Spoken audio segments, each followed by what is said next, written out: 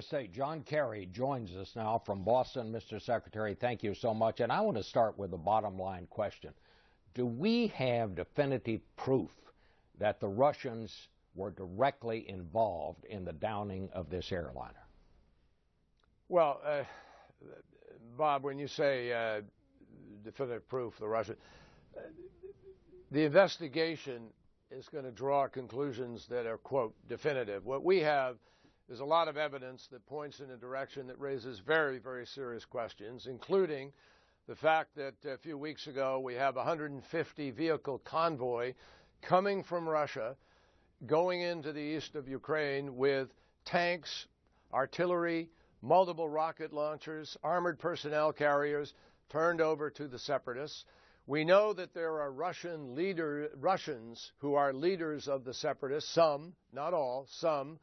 And we know that the Russians have armed the separatists, trained the separatists, support the separatists, and have to date not publicly called on the separatists to stand down or to be part of the solution. We know that from our own imagery, we see that an SA-11, which is what we have assessed this to be the type of surface-to-air missile because of the altitude, the plane was at 33,000 feet. We know they had an SA-11 right in the vicinity hours before this shoot. The social media has documented this. We know that immediately after the shoot, the social media documented the self-proclaimed defense minister of the People's Republic of Donetsk, as they call it.